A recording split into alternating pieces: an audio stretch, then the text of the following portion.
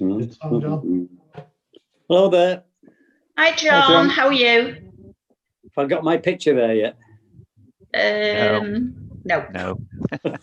iPad John Bradshaw, it says. I've got a member of the public. We're going to win. Can you just advise? Oh, hang on. I've got the. They're on mute. We're going to win. You can close your YouTube video, your YouTube Bear with me a window, and second. it'll still carry on. Yeah.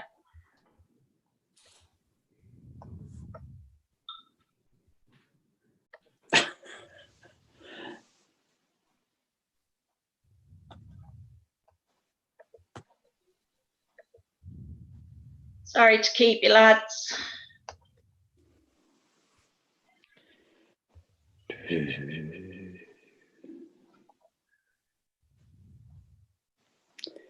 I'm like a hamburger with a halo.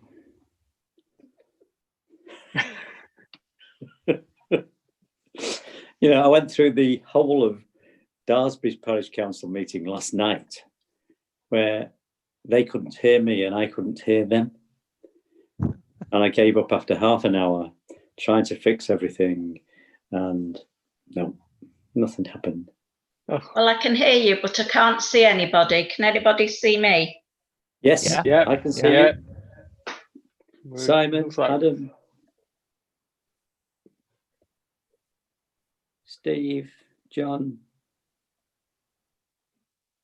I don't know who that is in the We're Going to Win Again. I can see you talking. Who's going to win again? Must be a Liverpool supporter. Oh, yes, indeed, but we can't hear you. I'm struggling to get back on this. We can see you and hear you fine, Bernadette. We can see you, hear you. Yeah. Don't go picking your nose. No, scratching no. you. Oh, never mind. No. I'm just drinking my gin, that's what it is. Right, okay, I've got you now. Okay, so can I ask, we're going to win. Can I take your name, please? We can't hear him, but if you can put it in the chat function, that would work as well.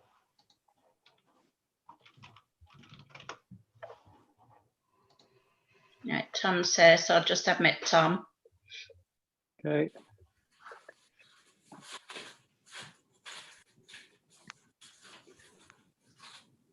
Is he a policeman? No. I've got a Simon C as well.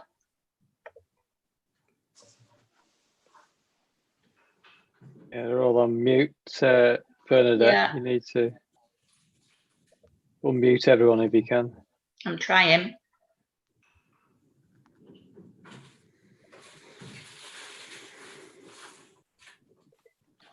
Okay, well, we can't get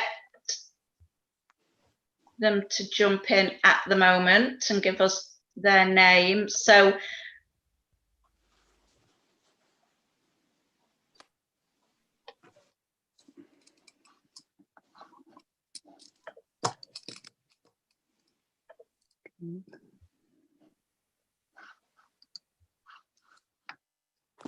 it's all good fun, this, isn't it?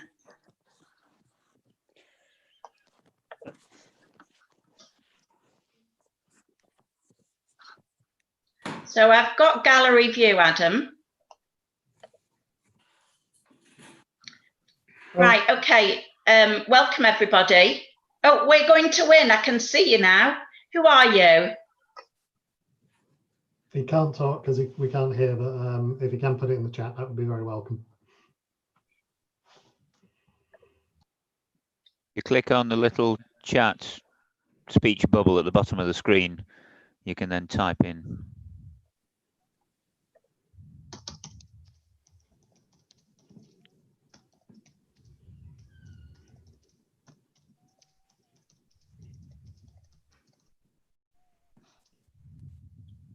Okay. Right, well, welcome, everybody. Can we kick off the meeting? It's gone 7 o'clock now, so Yeah, okay. It's going to be a bit difficult without everyone being unmuted, but we'll just have to battle on, I think. Yeah. Okay, so if I kick it off, Bernadette, so Yeah. welcome everyone to November's Sandymore Parish Council meeting. I hope everyone's keeping safe and well in these uncertain times. We have a relatively light agenda this evening. We do have some hard stops at about 8:30, so we try and bear that time in mind and try and get through everything for then. So the first thing, just to record apologies for absence. So the one I have is from Colin McNulty. He has some unexpected work commitments this evening, and sends his apologies. PCSO, Deb Bromley is going to join us later. She's got a meeting first, and then she will join us later. Okay, that's fine. So on to the next item, declaration of any members' interests. I should kick this off. Just declare a non-pecuniary interest at Sandymore Ormiston Academy should the playing fields or anything else related to the school come up during discussion tonight. I Anything? have a potential pecuniary interest in the school, as my wife is on a 0 hours contract there. She's not currently employed, however, but I will only give information. I will not participate in any votes as per the standing order. Okay. Thanks, Adam. Everyone else okay? Yep. Yeah. Okay. So agenda item 3 was the Sandymore police report. So we'll defer that until Deb's comes online. So on to item 4, which is correspondence received by the clerk. There's been quite a lot this time. We've had a lot of complaints about Vistry site. These have all been reported to Vistry, but have not had a response from them. There's been 6 reports of incidents with vehicles vehicles taking their cover off before they access the site, and so this has meant there's a lot of dirt on the roads. So the Vistry site is the Galliford Try site, which is at the end of Actonswood Lane. There's also been a number of cars speeding away from it at the close of day. So, and there's also been a generator on all weekend. They've left the gates open at weekend. So there's a number of issues that Vistry haven't addressed. So I'm keeping close watch on that, and now I can drive. I can actually go around there and see the site manager in person. Next one, I was asked to contact the Co-op head office to see what their criteria is for a local centre. I've emailed 3 times and had no response from the Co-op. That's sort of been superseded by the planning application, which I'll touch on later, for the local centre. There's still a lot of issues around who owns what land. Now, I've got a couple of maps that I'm currently working on that shows Sandymore. I'm trying to get it a bit clearer with street names on, and so as soon as that's done, I'll get that on the PC so everyone can see who owns what today and who doesn't own it. So we'll keep an eye on that one. Probably worth putting that on the website, Bernadette, when it's I will do available. as soon as I've got the areas ringed, but I really want a better map that's got the street names on, because if you don't know the map of the area without the street names on it, it really doesn't mean anything to many. Okay. There was damage to a bollard on Biggleswade. That's been reported and fixed. A response from the PCSO with regards to a stolen car in Oakmere. So I'll leave that for Deb Bromley to touch on, as with the speed guns that we've also asked her to look into for us. Maintenance update from Halton Borough Council. I don't know if you're all aware, but the bushes and trees around the edge of Glastonbury have been coppiced. I've been made aware that the team will be clearing all of the self-sown vegetation from around the ponds at Godstow, Steventon, and Walsingham Drive. The team will also be replicating the same work they've conducted at Glastonbury in the area surrounding the rear of Pilgrim's Way. Now, I know that was Colin's questions and is not here, but I'll drop him an email and let him know that that's what they're going to do with that. I've had a request from the school with regards to putting a bid in for a Christmas tree, decorations and lights. I haven't received a application form as such, only an email. I've advised them of the grant application process, although because it's a Christmas tree, it does limit our times with giving them an answer, really. We do have Christmas tree on our budget for this year. In the previous year, this was paid to the community hall, but this year, this financial year, they're not wanting funding for a Christmas tree. It's being funded by Bloor Homes. So I think on that then, Bernadette, we need to probably make a decision as a council what we do with that application or any other application from the community for a Christmas tree. I mean, we have those funds set aside. They would probably need to be spent before our next parish council meeting. Yeah. So I guess one proposal is that we could agree to fund any community organisation who applies for a Christmas tree up until we've depleted the £250 set aside for it. Okay. And give the authority over to yourself to allocate those funds. Because it's the school, the grant application form, there's parts on there that would be, I'm thinking of the bank statements, for instance. They wouldn't be just for that area, it would be for the school. So how do you want me to work that?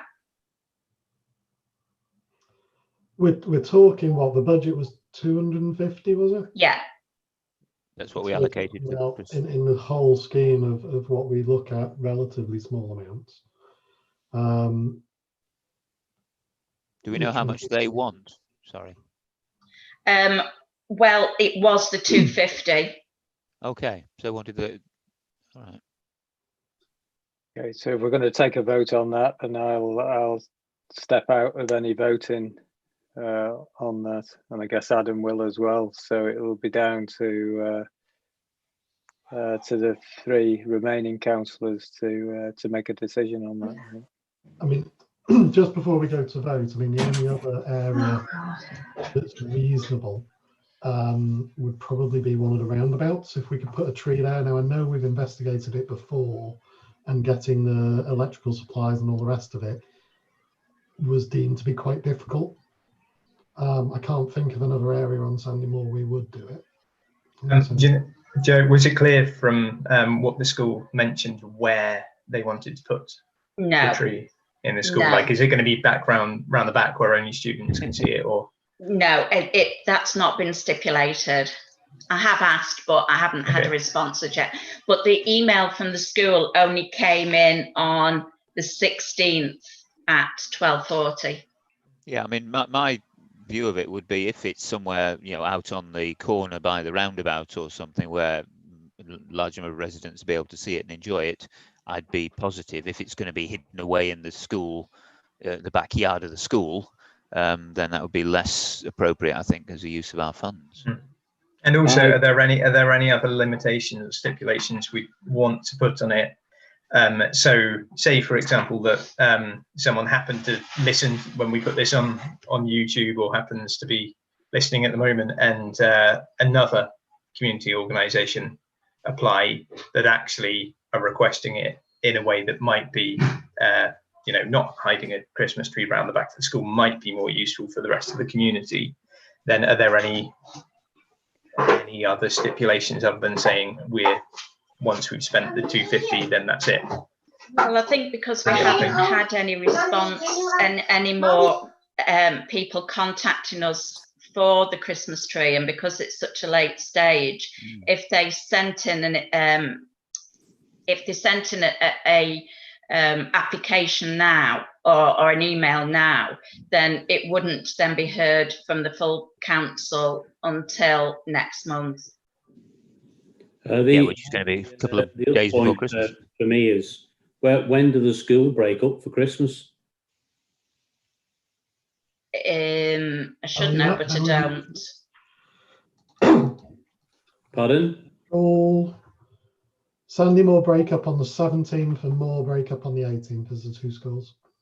Okay, so we, you know, if it's inside their building, it's only going to be there in all likelihood for 2 weeks. Not trying to be bar humbug. Secondly, you know, we did go quite a long way to making sure that the application process was fairly clear and straightforward. And you know, we've got Terry here this evening on behalf of the Sandymore Football Club, who's made his application in the right and clear and proper way. And even though you spoke to the school, they still haven't sent in the form. No, it was only 2 days ago, and it's the 250 for the tree was earmarked in the budget, and not as a grant, but it was earmarked as a Christmas tree in the budget. Right, but you sent them a grant application form. I did. For it. Yeah. Okay. That's where I'm confused. Well, sorry, and still need some sort of documentation. They'd have to provide a receipt if it gets passed anyway, wouldn't they? Yeah. I think the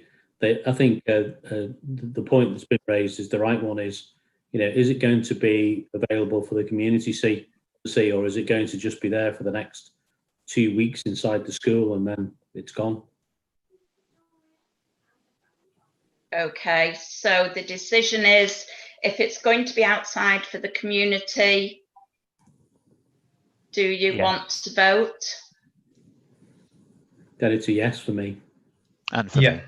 That would be the case. Yeah.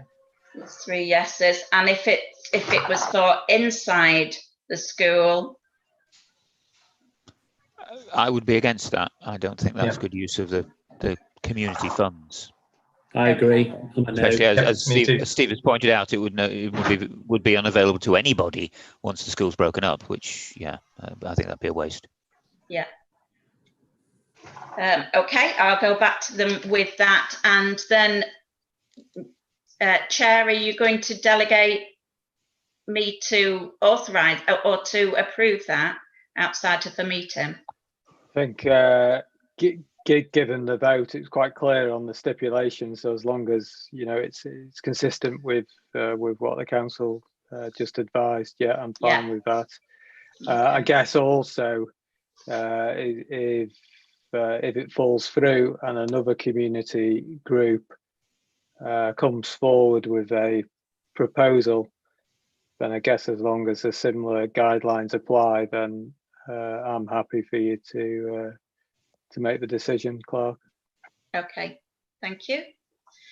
The next one is there was a tree down in Keckwick Brook. This was reported to the Environment Agency and has been moved. The next one, the letter received from Homes England and Halton Borough Council, I'll put to the bottom. I'll just run through Swans Reach first. I had a resident on with regards to block paving issues outside the residence. This is the block paving on the road. Now, I've checked with Halton Borough Council, and it is something that is on the list for David Wilson to put right before they adopt it. Halton Borough Council and David Wilson have done a walk round and have put a plan together on what needs doing. So we're just waiting for David Wilson to say that that's been done. A couple of things there, Bernadette. Firstly, the drainage lorry that came round sucking all of the drains clean reversed into one of the bollards, and it's pulled all of the brickwork up out of that blocked area in the middle of Partington Square. I saw that damage. I didn't know that's what had done it. Yeah.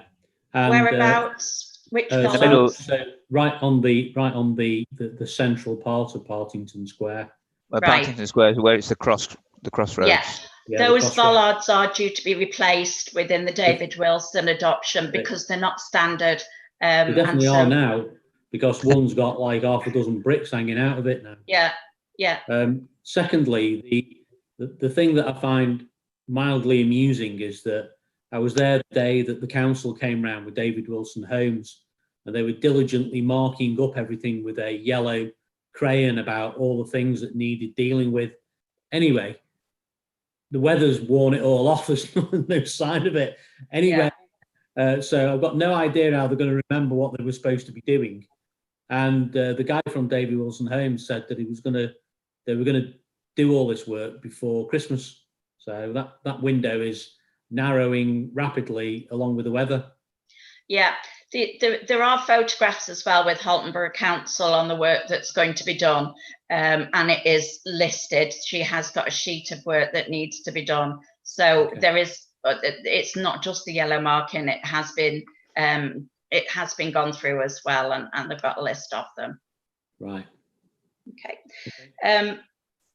With regards to the drainage on Swans Reach and the outlet pipe into, the outlet pipe of the pond at Stalbridge, Law Homes have done quite a considerable amount of work there, because the outfall from the pond is very slow. It's got a very small slope on it to go into Keckwick Brook. It also only has a one-way pipe, a one-way, so if the Keckwick Brook is full, it can come back into Swans Reach Pond. The main reason for the water not going out was tree and shrub root balls that had broken through the drains and blocked it, and so there wasn't anywhere for the water to get through. Now there's two hedges that follow the pipe from the pond to Keckwick Brook, and so they had to do this twice to get rid of these root balls. That's now been done. In doing that, they did notice that where they put their easement pipe into the drainage had dropped slightly. So they've realigned that, and they've done the other work without any cost to ourselves. That's been done. The issue we have now is that we couldn't find the outlet pipe into Keckwick Brook. Halton Borough Council have looked on their plans and they can't find it either on their plans. So Jonathan Farmer at Halton Borough Council, that is something that he is investigating for us.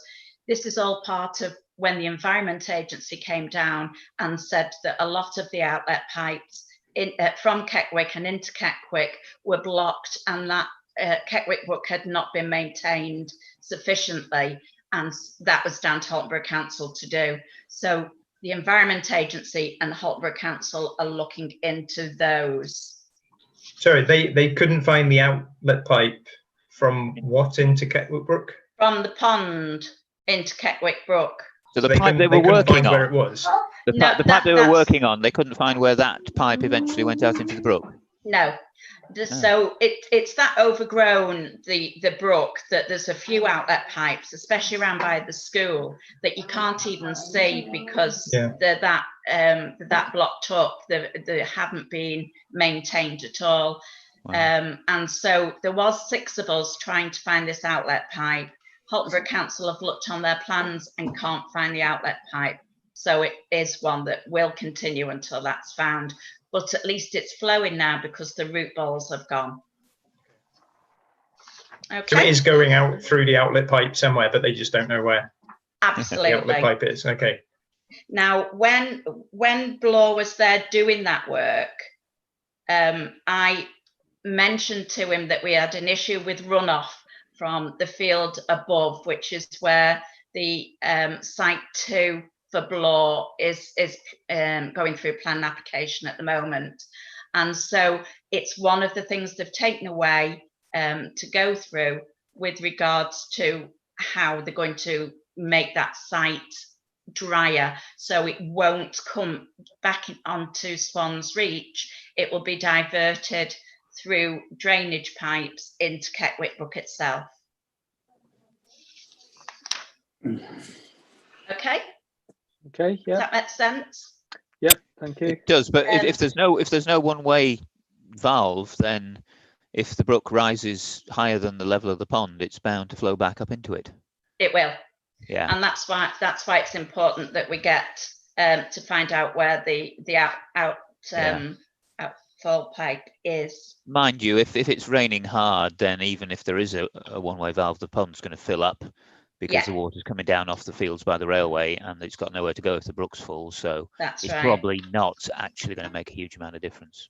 No. But we ought to know. We ought to know where it comes out. Of course we I'd do. also be a bit worried, John, if you were to install a one-way valve in a location where you don't, then you end up like a decade later not knowing where the pipe is anyway. Yeah. If that indeed. valve then gets blocked, then how are you going to unblock it if you don't even know where the outflow is? Absolutely. Yeah.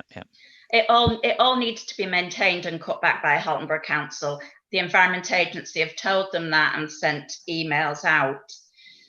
Now, the next point is we received a letter from Homes England, Rachel Pitt at Homes England. Myself and Simon met with Halton Council and Homes England to see if we could, or if they would, reallocate some 106 monies that they had received from Homes England. As you know, we put a letter together for Homes England and Halton Council. We have received a response on that. Unfortunately, the conclusion was that it was premature to divert any S106 income away from the infrastructure set out in Schedule 1 of the agreement.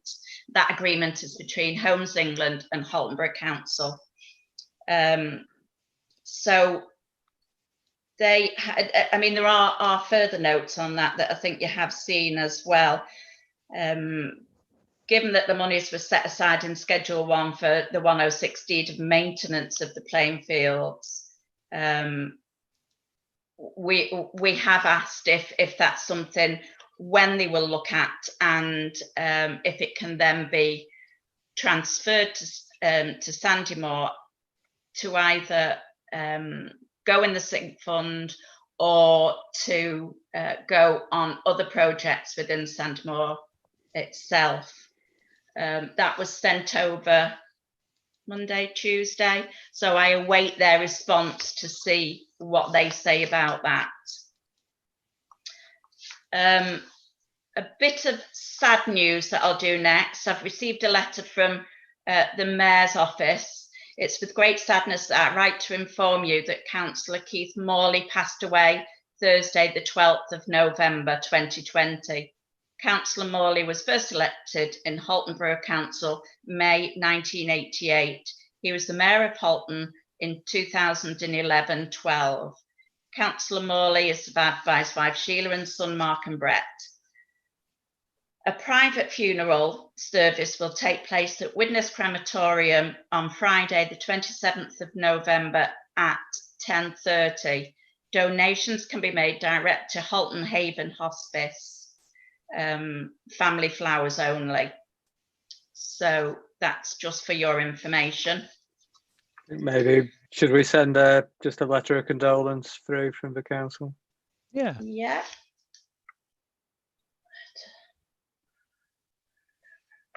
Oh, Okay, not someone I recognise, I must admit. No. My last one is Bloor Homes asked us for questions with regards to Site 2. Site 2 now is going through planning application. The application form is with planning, and the application number is 20/00573/FUL. Now this is the responses to the questions that were asked. So firstly, was the high density housing, sites 201 to 217 don't appear to be on the original SPD and are additional. The plans respond to the council's need to deliver an additional 8,500 homes by 2037, outlined in the submission version of the delivery and allocations local plan, where the site is allocated, site R79. For residence development with a notional capacity of 58 units. However, Bloor Homes' proposal will not compromise the quality and aesthetics of the wider development by delivering high density housing, as this would be out of character. Instead, the lower density proposed is in keeping with the area to ensure a development that reflects its local surroundings.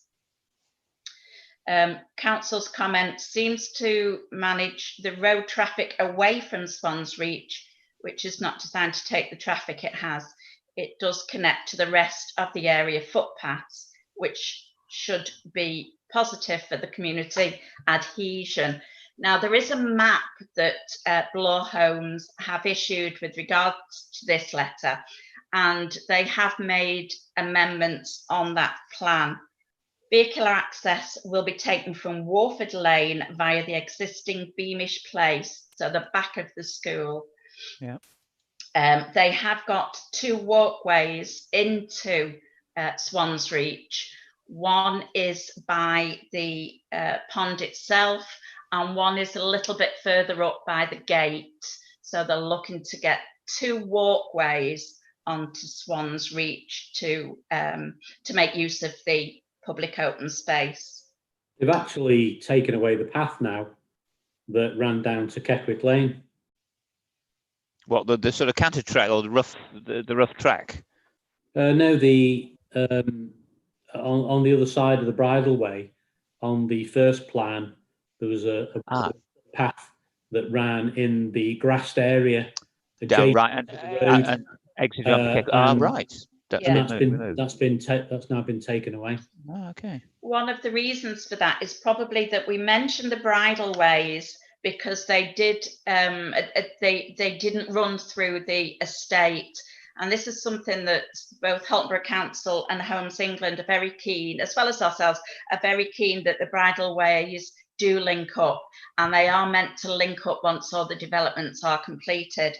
So Bloor have reinstated the bridleway between the houses. Then there's a road, then it's the bridleway, and then it is I just let Deb Bromley in, and then it is Swans Reach. So I think also as well it was a wise move because of the serious risk of somebody getting run down because there's no pavement before. Yeah. I think we raised that as We did. a comment. The people, yes, pedestrians be walking out, and they have to Yeah. do at the moment in that exit by your front door, Steve. You walk out onto Keckwick with rather blind into the traffic. It's just to be far more people if there's more houses there, so they may have taken account of that. It's dangerous. I mean, my Yeah. wife even went out the other day and cleared some of the vegetation back because you just can't see right when you come out of that path. It's dangerous. Yeah. Another comment that the council made was that the plans seemed to show that they had changed some of the land around the pond. They've apologised for this. This was a misrepresentation on the drawings of the site. We have now proposed connections only where the existing paths truncate at the boundary between the sites. So that's that one. A couple of plots didn't seem to have vehicle access. Plots 232 and 210. What they're saying with regards to that is they do have 2 parking spaces each. They're at the rear of the garden, but they were concealed because they'd actually put trees, they'd actually drawn trees in, so you couldn't actually see where the parking was. But that they will have parking. They've altered it. Yeah. They've alleviated our concerns, so we're not worried about those 2 plots. The increased flooding I've mentioned, they're going to, the talking with Halton Council and ourselves with regards to how that's going to run off. With regards to habitat of wildlife, existing trees and hedgerows will be retained where possible, whilst additional planting and landscaping in public and private areas will encourage birds, bees and insects. Furthermore, the retention of the pond in the southern section of our site will maintain the habitat and deliver ecological diversification. Where vegetation needs to be removed along the southwest boundary to address any existing waterlogging and drainage issues, a new native buffer mix will be planted and managed. Additional planting is also introduced along the railway boundary. All the planting proposed with planting specifications can be seen on the submitted landscape plans. Now, for the parish councillors, I've put all of the planning details on the shared drive under developments, Bloor, site 2. All the plan applications, the maps and everything are in there for you. Bernadette, can I ask a question? So given the issues that we're currently having with the Galliford Try development in terms of the people who are working on the site being kind of not as respectful towards the local community as they could be, what happens if when they start building this stage 2 on Bloor Homes, that all the subcontractors start parking along the the grass on Stalbridge Drive? What happens then?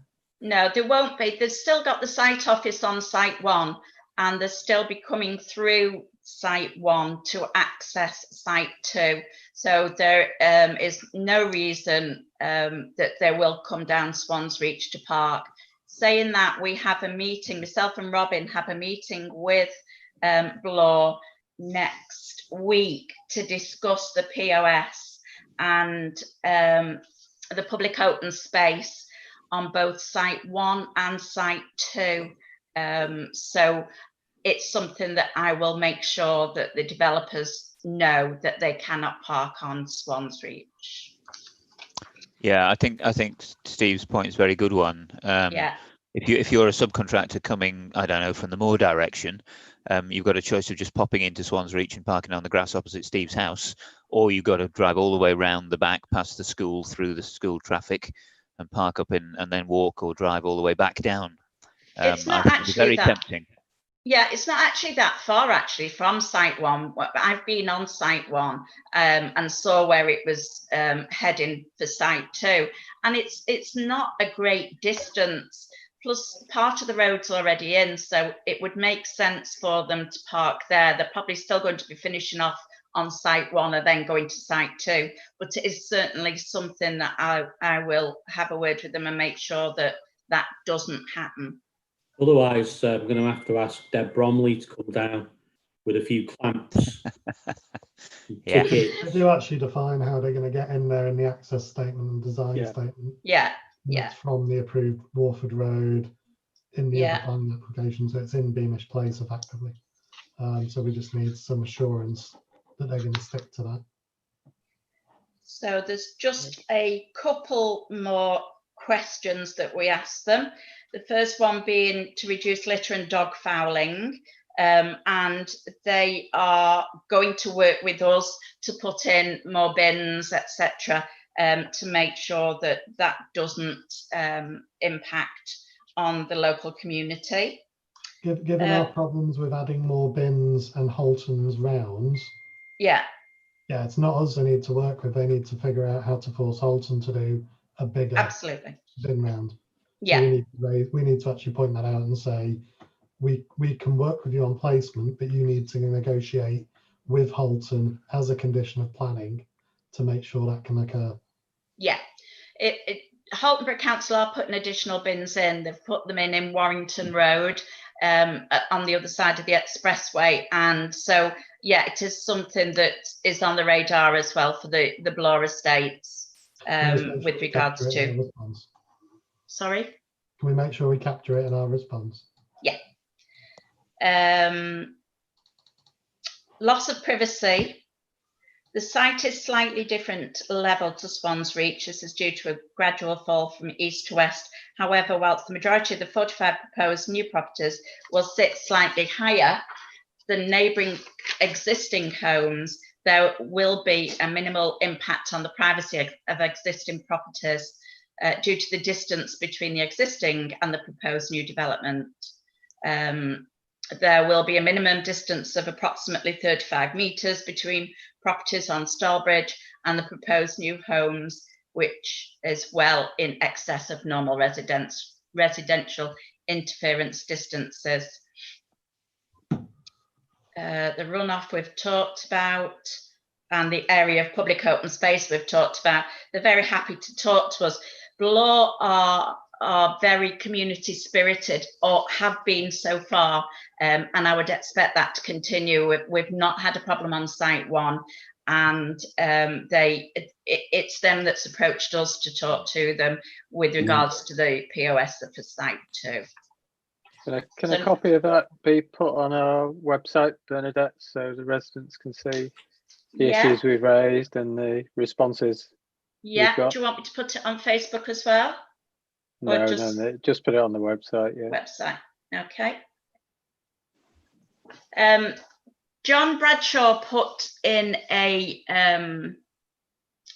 correspondence with regards to our artwork at the library, but I believe that's been pulled now, John. Is that correct?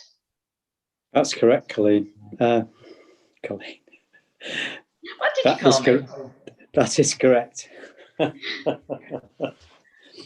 So we don't need to comment on that one then, and then that's me done. Great, thanks, Bernadette.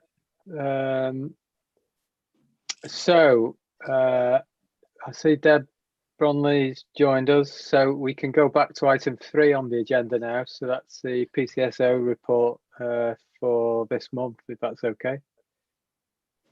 Hi everyone, apologies for joining late this evening. I've actually been running a cadet session until just after 7:30. So Bernadette kindly agreed that I could join a little bit later this evening.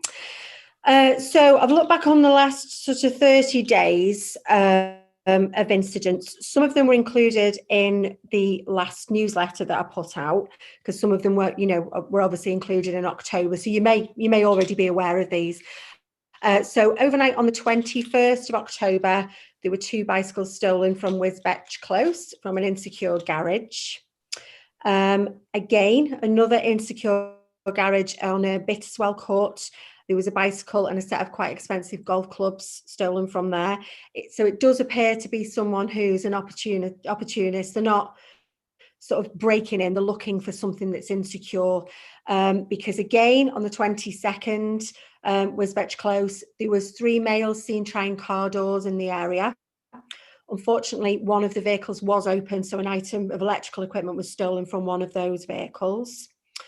Been quite quiet then for a couple of weeks, and then we've had, on the 15th, we've had reports of youths playing football. This isn't obviously an ongoing thing. I've been told about this before, on the Sandymore School pitch. Unfortunately, when I've ever done any kind of patrol around there, I've not caught any of them on there. And the Acton Woods Lane Woods, apparently on the 18th of the 11th, which is only yesterday, obviously, there's quite a strong smell of cannabis from there, and some males aged around in the 20s were seen in the area. It is somewhere that I do patrol. Haven't had any reports of anything suspicious there for the last few months, to be honest, but obviously I can pay that some more attention now that that's been, you know, brought to my attention, that there's people congregating sort of around the pond area. I have had an email from a local resident who wants to remain anonymous with regard to the roundabout just past Sandymore School, more specifically near the junction of Lilbourne. What he's proposing is that double yellow lines should be placed sort of in the roads that join that roundabout, because apparently it is an issue for parked cars, particularly cars exiting towards the roundabout, parking on corners and things like that. It's not something that I've noticed on my patrols, because obviously I would have been giving out tickets if they're parked dangerously close to the corners or near the roundabout. But he did send me quite a lengthy email detailing where he felt the double line needed to be around that area, and I said obviously I would bring it up in the meeting to discuss it with yourselves.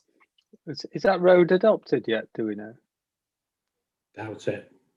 I would say so, yeah. Also, as well, I don't even know if the final tarmac's on the road surface. No, So it'd be a bit tricky putting double yellow lines down for it to be tarmacked over, wouldn't it? Yeah, Acton's Wood isn't. But presumably there is some sort of standard in the, you know, the road management manual about how close cars should park to a roundabout. Yeah, absolutely. And as I say, if it was something that I'd personally seen, then I would obviously be dealing with it in terms of them parking too close to the junction. But as I say, from this quite lengthy email, he did say that sometimes it can be quite chaotic, trying to, you know, join the roundabout safely with all these parked cars on the sides. I don't know whether it's anything that you've personally noticed. So, but I'll certainly keep an eye on it. Roundabout. Sorry? I've seen people parking actually on the roundabout there. On the roundabout. Oh, I mean, it's a massive roundabout, as you know. But yes. It started during the construction, and I think because people have seen construction vehicles parking there, they've gone, all right, that's allowed, and they've continued to park there from time to time, which is bonkers. Probably about 20 to 3 is your optimal time there then, Deb. I'd imagine so, yeah. Yeah, I'd imagine so. I've only ever seen it during the evening, so okay. It's normally about, it's Monday nights at about 7:30 I'm there for basketball, so. Right, I see. Yeah, as I say, I'll keep an eye on the area, and as I say, deal with any vehicles that are parked inappropriately. I think it was going the wrong way around the roundabout as well, wasn't it, Debs? I sent you a picture of that was something that you brought to my attention. Yes, certainly. Yeah. I mean, as I say, if I see it when I'm around, I'm quite often on foot patrol on the area, or I'm, you know, driving around the area, I will obviously deal with them appropriately. But if it's not something that you have seen is sort of an ongoing issue, then I'll come back to the person who sent me the email and just let him know that we've discussed it this evening. In terms of speed enforcement, I'm going to be carrying out speed enforcement tomorrow on the area. I'm not going to say specifically where. And obviously, you know, keep an eye on the school with any parking issues around school times. Anything else you want to raise with me? Any other issues that you've got? There were speed cameras. You were going to look further at that for me, and volunteers to stand at the roadside with the community speed watch. Yeah, the colleague that I need to speak with, you see, there's 2 types of community speed watch. So you can join the Runcorn one, which is basically one group, and each PCSO gives the group their areas that we want the group to look at. Or you can start your own community speed watch, which would be specifically for the Sandymore area. So if you wanted to, apparently it's quite a lot more complicated if you want to do that, because you have to purchase your own speed camera, your own high vis jackets and things like that. So it may be something you want to discuss as a parish council in terms of whether you want to join a Runcorn community speed watch, or you want to have your own just for the Sandymore area. Have you any idea of cost of those? Now I'm waiting on costs, to be honest, because I've actually spoken to a colleague, because this is new to me, you see. I've spoken to a colleague about it, and she's been off sick recently. So she said, we'll get our heads together this week. She'll run through everything with me, because what I don't want to do is give you half a tale, which is what I'm giving you now, basically. I want to come back to you and say, speed camera will cost this, your high vis jackets will cost this, it'll take so many hours a week commitment, so on and so forth. So as soon as I've got the information, Bernadette, I will be back to you this week. Fabulous, thank you. Okay. So we could put that down as an agenda item for December, Bernadette, for us to discuss it in more detail. Okay. If I may comment on that, I think I've seen the Speedwatch trials done in Moore and Prestonbrook, and there's a lot of abuse that reaches the people that are doing the Speedwatch with the cameras, and they've not really lasted for a very long time at all. I think part of the problem, and obviously I get abuse when I'm doing my speed enforcement on the TrueCam. Most of the people giving the abuse are the people who are passing through, not the people who actually live with the speeding. So, you will get people commenting that, we should be doing something more important, or we got nothing better to do, or, you're busybodies, you're this, you're that and you're other. But the people who live there completely appreciate the actual, the people who are trying to bring down the speeders. So yeah, I agree. It can happen that people think, why am I getting this kind of abuse when it's something that I'm voluntarily doing? So, it is a consideration. Yeah, certainly. Yeah, well, I mean, personally, I'd rather you catching speeders who might kill somebody than someone stealing a bicycle. But unfortunately, as we know, not everybody takes that view. That's the thing, yeah. Well, today when I was out riding my bike, the car went through the smiley face trap, and it was doing 48 on Pittsheath Lane. No, Newmore Lane, presumably. Yeah, Newmore Lane. Yeah. Oh, sorry. Yeah, Newmore Lane. Yeah, sorry. Yeah, that one just outside Selby Close. Yeah. Yeah. So, wow. Even though it's there, it's not deterring anybody. Just. I know, because there's no kind of comeback from it, is there? If they see me with a speed camera, they know they're going to get a fine at the end of the day. If they go through a smiley sid and they get a sad face, it's not going to have any comeback on them, unfortunately. So I'll continue to do TrueCam, as often as I'm able, and obviously report back to you with the results from that as well. Right. Okay. Brilliant. Yeah. Does anyone have any more questions for Deb? No. Great. Well, thank you very much for attending. All right, again. No problem. It's really useful. Thanks, and Deb. appreciated. Yeah. Okay, great. Bye. Well, you know where I am. You've got my email address if there's any problems, anything you want me to look at. Okay. Thanks, Right. Deb. Good evening, everyone. Thank you. Take care. Bye. Bye. Bye.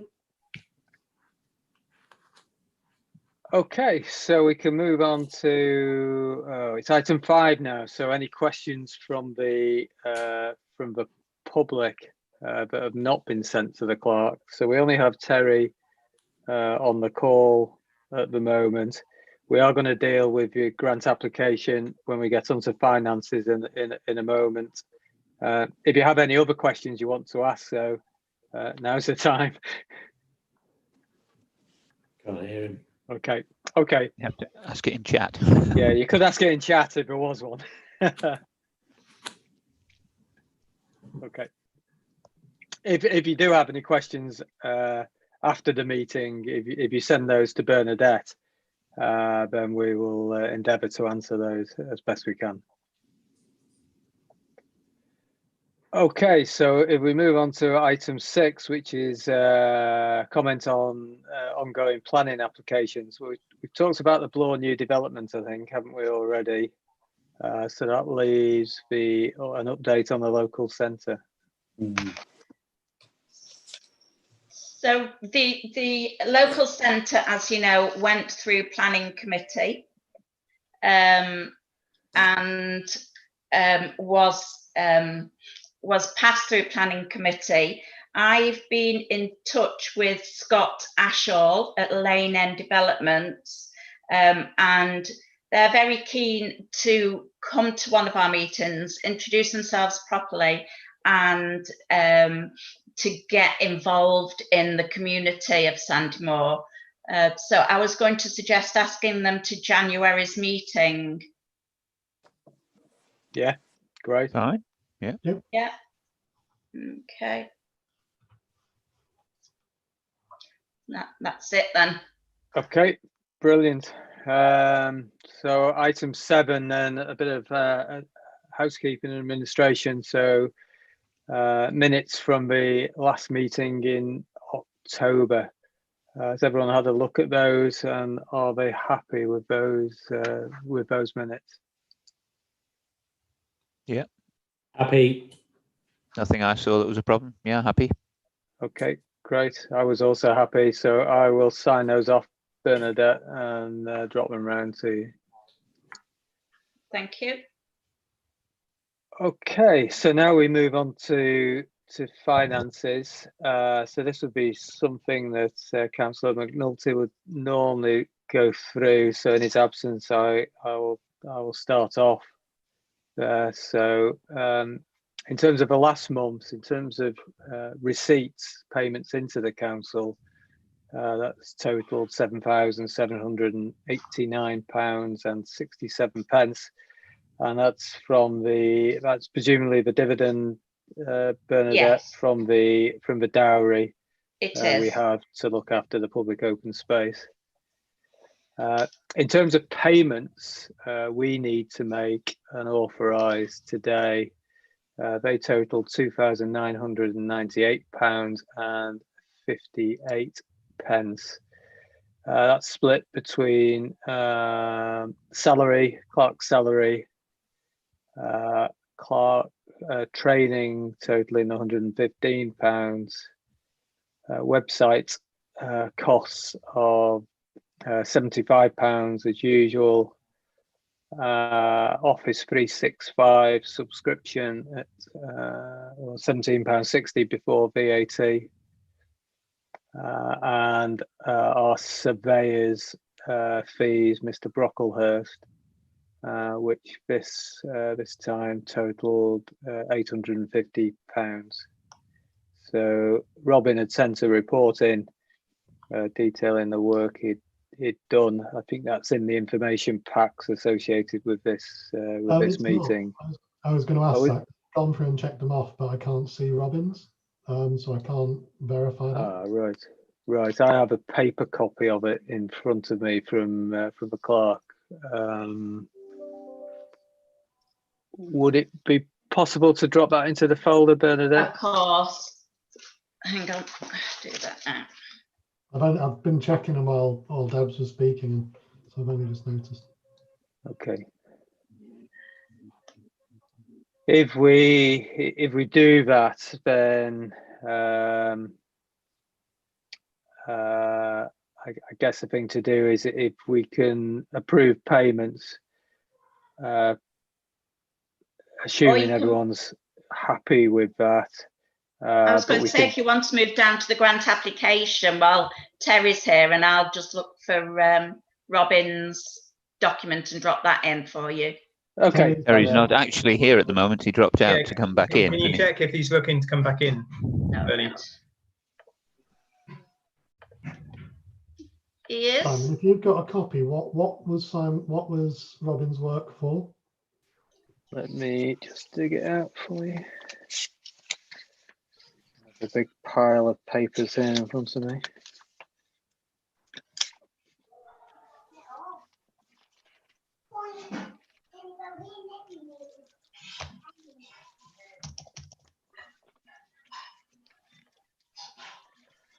Right. So Robin was, it was a headline of continuing advice on the management of public open space within Sandymore from the 5th of September to the 12th of November. So that's 2 months there. So Zoom meetings with the clerk, emails to Bloor Homes engineer regarding flooding problems, emails and calls to Tony Newton re buffer zone and its future maintenance, further conversations regarding Bloor Homes, emailing public open space amendments to Mr. Hazeldine regarding our existing contract, I think. Further emails with Bloor Homes engineers regarding contractors' visit to Swans Reach and the pond issues. Attending Swans Reach with the clerk and engineer during attempts to clear drain from pond. Further conversations with engineer regarding the length of collapse drain and consent to them excavating the area and replacing the broken length of drain. So I think that's what Bernadette's reported tonight. Yeah.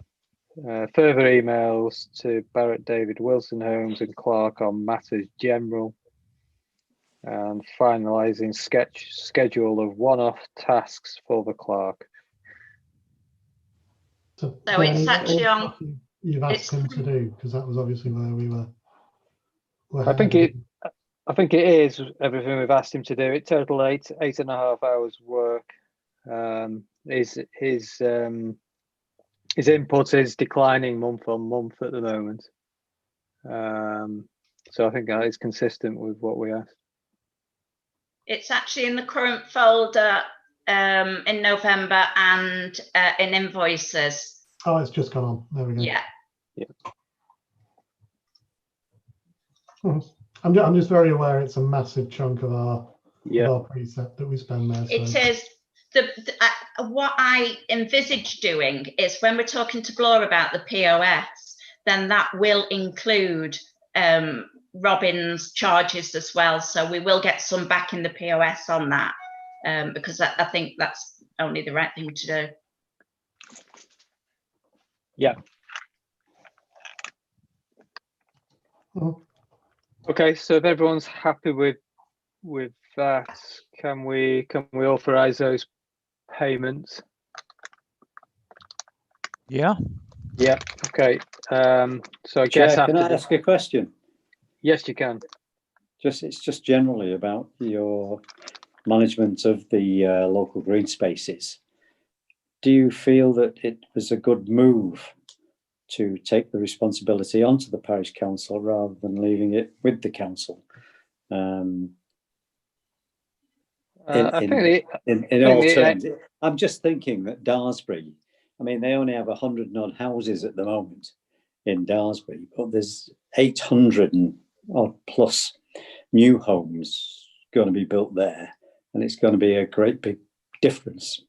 Yeah. And they'll be along the canal and other nice rural spaces, whether they should take it on.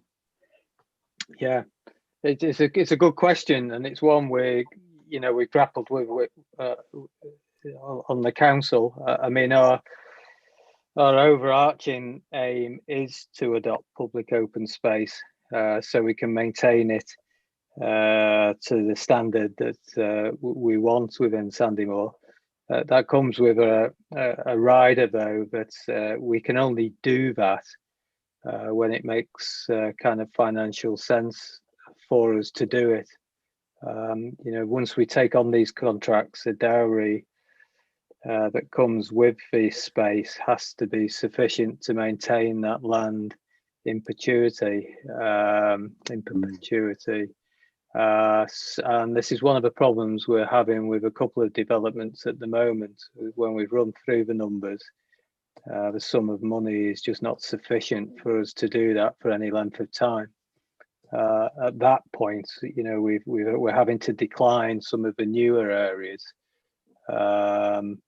which leaves a problem, because It's then who's going to take up that work. Will it be the borough council, or will it be some sort of management company associated with the development? I think in an ideal world we would like to do it all, but it does depend on the finances. The three areas we look at the moment, I think we're doing a good job with. It takes a bit of management and a bit of organising, but I believe we're kind of maintaining them in a proper manner, and we certainly haven't received any complaints from residents as such about them. It feels like exactly the sort of thing that the parish council should be doing. Yeah. If you can make the money, the numbers add up. You need to make sure we don't take on something without the funds for it. Are the numbers adding up? And what happens after the money's run out, as it were, in 20 years or whenever it is? And well, we're taking a very. It wasn't taking it over from Holton. We originally resolved to take that land over from Homes Community Agency, I think, or Homes England. Yeah. And it was because Holton weren't willing to adopt. So it was going to be passed to a management company, and we wanted to avert that risk. Because actually, when the public open space is passed to Holton, as it was up to that point, the risk was already borne by the people, as it were. The moment it went to a management company, obviously we had the risk of it folding after a couple of years, swallowing our dairy up and going away. So I see it very much that we've stepped in where Holton wouldn't. And I agree with that, Holton but was an awful place back then. It was the beginning of the Tory age of austerity with Osborne and so on. And obviously the cuts were savage. So I completely understand where they were coming from, but that was the reality around it. So what volume of the work that you put out is going back to the council? Holton Borough Council don't want to take on any of the new public open space. The issue we've had with the money side of the dowries is that Homes England had, on one occasion with one of the developers, told them how much they should be paying for the dowry. The issue was that the plan changed once the development was put into place, and therefore the monies that have been that the developer had been told to pay didn't actually cover the work that is now needed.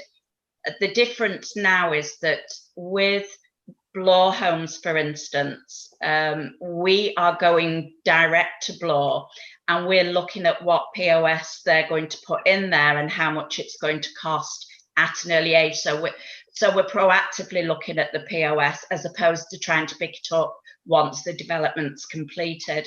And so we know exactly what's going to go there, and we know exactly how much it's going to cost us to maintain that. So that works well. Yeah, just in answer to your specific question. Yeah, and in answer to your specific question, John, I don't think from memory we have any work at the minute conducted by the Borough Council on our behalf. It's done by a private contractor now. Right. Okay. Holton Borough Council declined to tender. I think one thing that would be helpful if you're talking to Daresbury,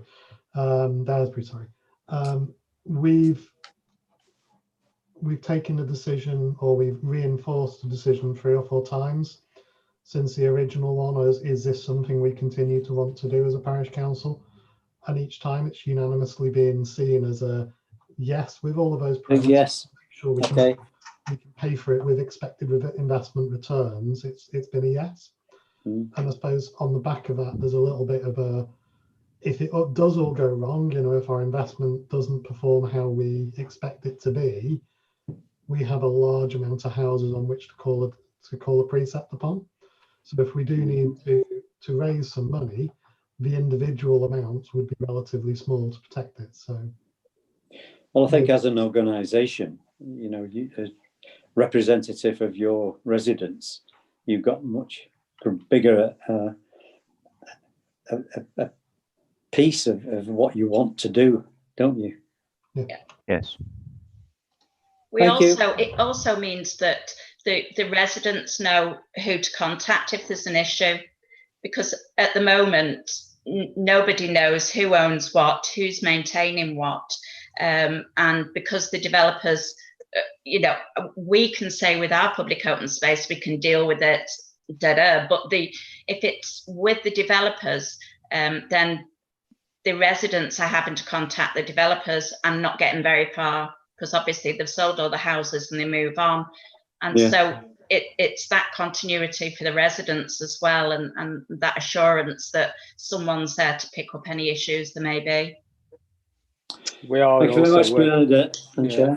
We're working quite closely with the Borough Council and Homes England at the moment on a number of matters, public open space being one. What we hope to arrive at is this joined up strategy between the three organisations, so that no public open space falls between the cracks and is left unattended and unmaintained. Good luck with that. Thank you very much. Yep.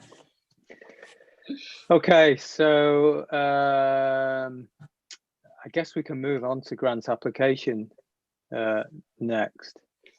So we have received a grant application from the Sandymore Junior Football team.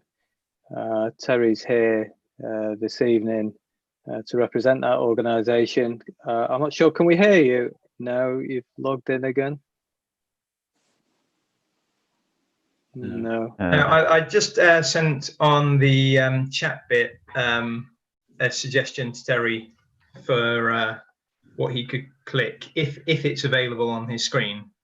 On the bottom, Terry, I can see you if you're nodding or shaking your head. So yeah, on the bottom left of your screen, is there a mute button there? Yeah. Are you able to click on the kind of top right of that mute button?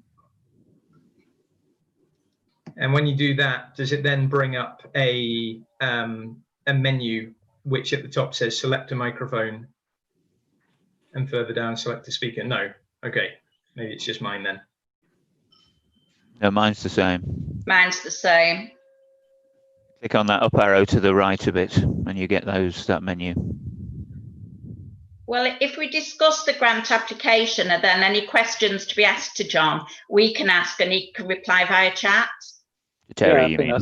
Terry, sorry. That's a good suggestion, Bernadette. So I think all councillors, you've had sight of a grant application and supporting information, and that's in the folder structure in SharePoint. So I think at this stage, just welcome any comments from anyone regarding the application, and then once we've received comments, we can then maybe have a vote on whether to approve. So,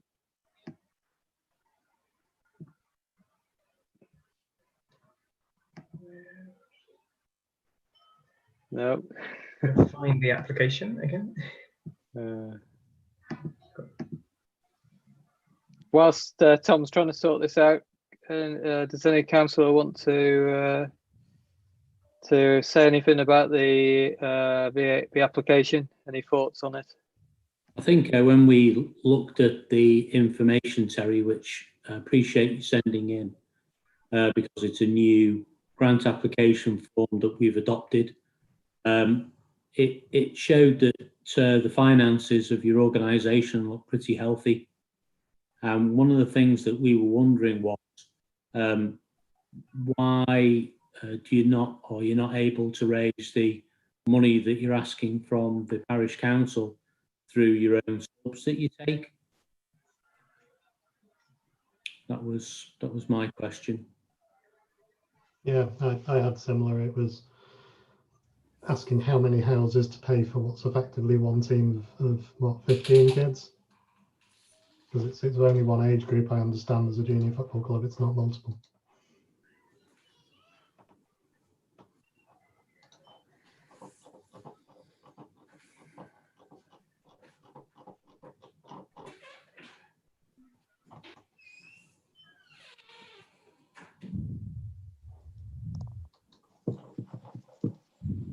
What we're doing is just waiting for Terry to type into the It's chat box. typing, yeah. I can Yeah. see him typing.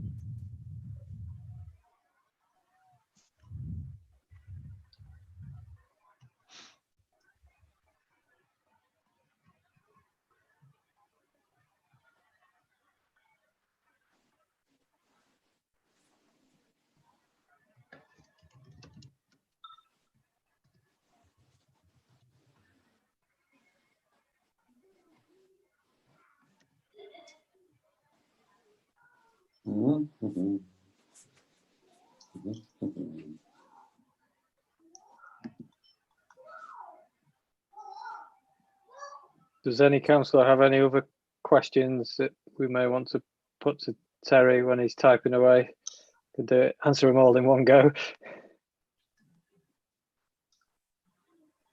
No. So That was my only thoughts. Yeah. About. So that's the main ones then.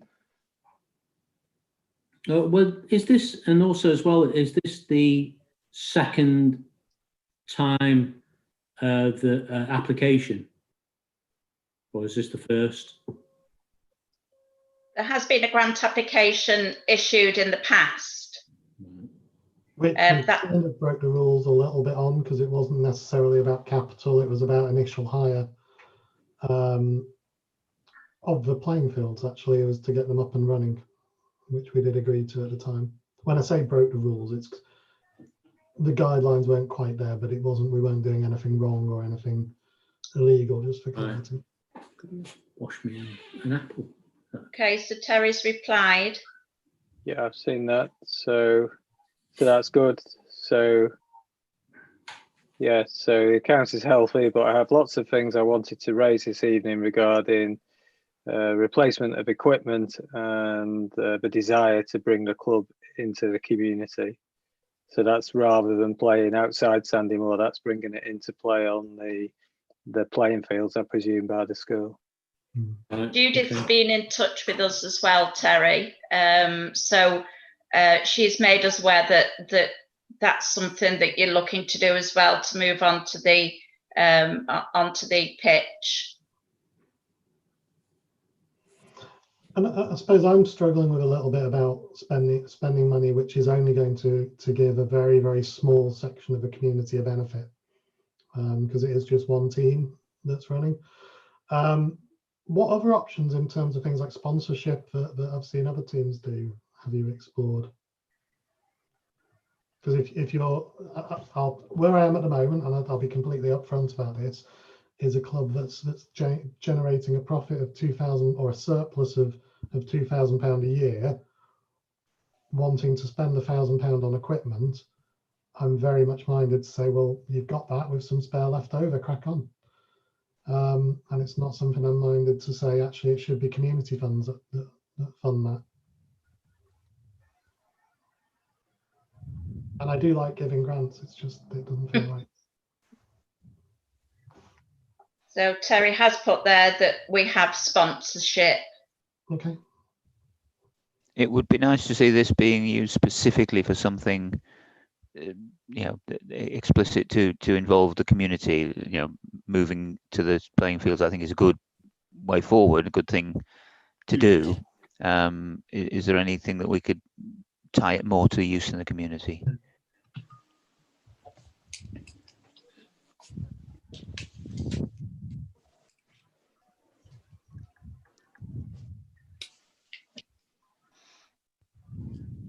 Yeah, I think because our grants are meant for startups and for helping organisations that wouldn't already be able to run to get running, and you've been going for a number of years.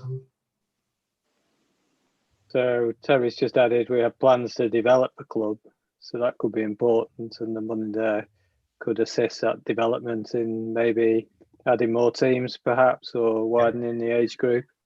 That's the sort of thing I was thinking about. If our money could be specifically directed to that sort of thing, which Yeah. would enlarge and embed it more in the community rather than just, as you say, benefiting the dozen or so people in the current team.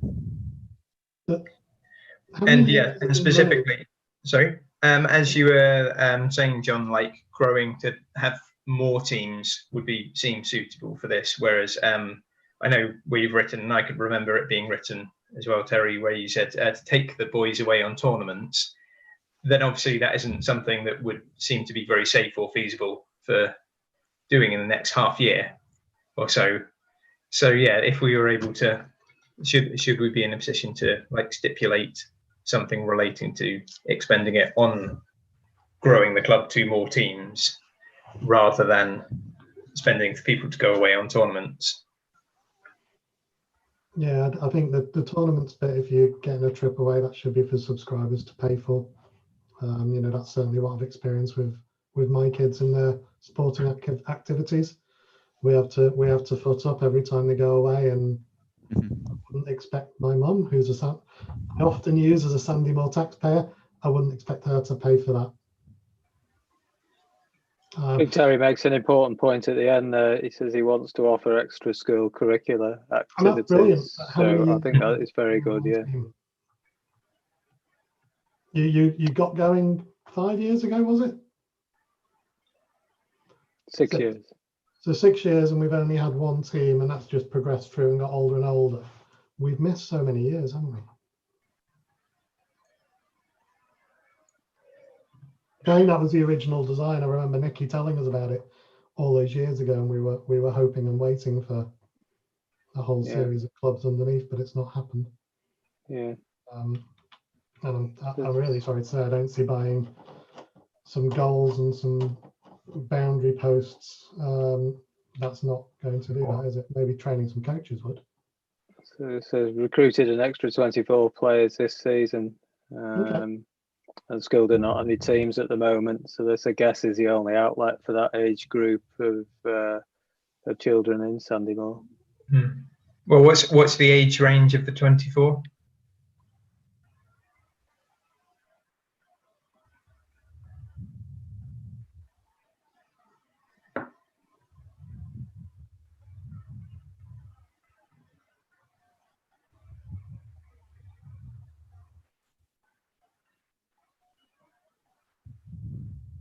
Under 15s. 15s. Does that just mean in this case, though, like 14-year-olds or 11, 12, 13 and 14? Which?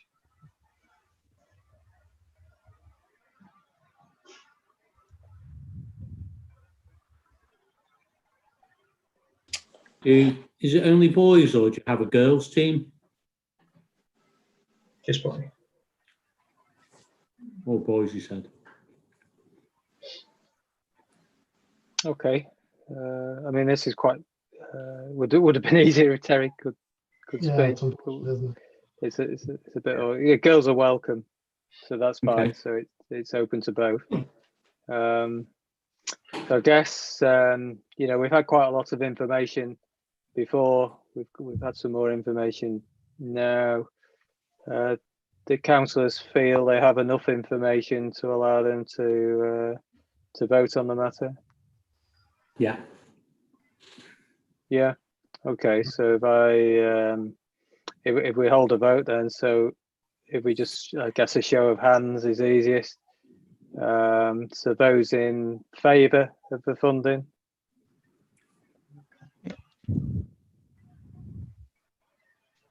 Yep. And those against. I've raised why. Yep. Okay. So that was 4-1. So that's approved. Lovely. So could you do the administration on that? I will. With Terry. Terry, I've got your bank details, so I'll sort that out. Hopefully tomorrow, but Collins are authoriser, so it might be Monday. Keep getting those 15-year-old lads to play football. Better than hanging around on the streets. Saves them breaking into the playing field. Brilliant, thank you. So on to the last item in finance, and that's the budget and the precept for 2021-22. All councillors should have received a budget proposal in the information packs, together with some information on previous year's budgets and expenditure. There is a proposal there for everyone to look at.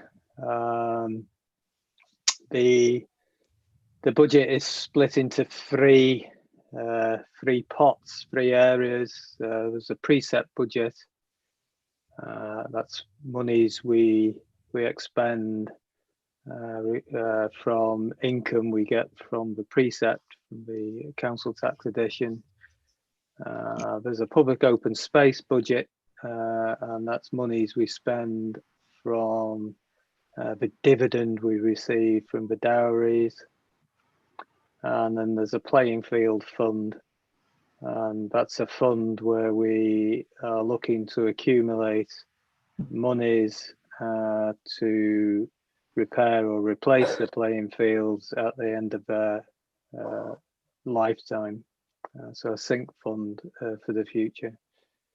In terms of the precept budget, I won't go through each line by line, but basically that assumes that if we maintain the precept at current levels, that's not increasing it at all, then we basically arrive at a balanced budget for the year. That's the income and expenditure broadly the same levels. The public open space budget, that shows a small surplus at the moment, at the end of next year, of about £9,000, but that's highly dependent on the dividends we will receive throughout the year. Given the uncertain times we live in, the current rate of dividend can't be guaranteed at all, and that could move either way. It could go down, or it could improve again. So I think that's quite a prudent public open space budget. And the playing field sink fund is, I believe, without knowing the detail, in line with the agreements in place for that facility. So does anyone have any questions regarding the budget, or any comments? Important. A lot of the budget and the fact that we can balance it by keeping zero is due to the fact we're not incurring the expenses we normally would be, and I think that's really important. We pass that on to residents. So yeah, I like that aspect of it. I think that's good and a solid process. I know that we've got elections next year, but I think it's implicit upon the current council to try and adopt an extremely prudent approach towards expenditure. Yes. Yeah. I also don't know what the year's going to bring. I mean, if it's been anything like this year, we just can't. It's impossible to say where we will be this time next year. This is a living document, so one that we will revisit as part of the finance team and report back to yourselves. Great. So I think there's two things we probably need to vote on this evening. The first would be a proposal to maintain the precept at the current 2019-2020 level. So that's not the current amount we get, it's the current amount per category, per Band D house, isn't it? Correct, yes. Yes. Happy with that. Yeah. Okay. Yeah, so again, all in favour? Yeah. Yeah, unanimous. And then the second thing we need to approve is then the budget based on that decision, and that's as in your information packs. So again, Those in favour? Yeah.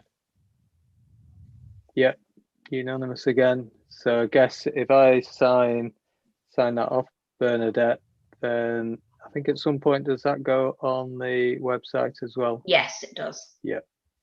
Okay, so we'll endeavour to get that up on the website so residents can look at that. Yep. Okay, so that finishes the finance section. So we are coming to the end. We're just running a few minutes late. So any actions from the clerk's action plan, and I guess any other business we can do in the same item, Bernadette. So we had flood defences. There's not been any issues with flood defences other than Holmbury Council to look at Keckwick Brook. So that's the flood defences for this month. It was just asked that we would have it as a standard agenda point in case there was any issues. Yeah. Yes. Thank you for putting that in, Bernie. And then the conversation we're having with Homes England and Halton Borough Council, we've already discussed earlier on. We have. In correspondence. Okay. So any other Sorry. business from anyone else? Nope. No. Good. Were you going to say something then, Bernadette? It was just that for the December, speed cameras will be on the agenda. So get some more information off Debs. Yeah. Does anyone else want anything else adding to the December agenda? No. No. Okay. Not at the moment. So then the final item and decision for us is the date of the next meeting. The December meeting is currently in the calendar for this 17th of December. There is an option to bring it forward a week if people feel that's too close to Christmas. It's my birthday. Which? 17th. Oh. How else would you want to spend it? Yeah, I do. Well, we won't be going anywhere, so we'll have a bottle of champagne, everyone in our own houses, to toast you. How's that? You could do that. I prefer the previous week then. I definitely can't do the 10th. However, I've also volunteered as a vaccinator, so I'm not convinced I can do the 17th. So just leave me out the decision and I'll attend if I'm able to. Okay. Any preference from anyone else? I don't mind. I'm locked in. Yeah, I'm not going anywhere. Locked in, whatever. Well, should we do the 10th then, if that fits better with Tom? Fine by me. Yeah. If ask Adam sounds like he's going to be busy. Is sticking the needles in meeting people. on As Monday busy as you going can. ahead? Is the playing field meeting not going now? 'Cause Tom I've had can't- an invite to it. Sorry.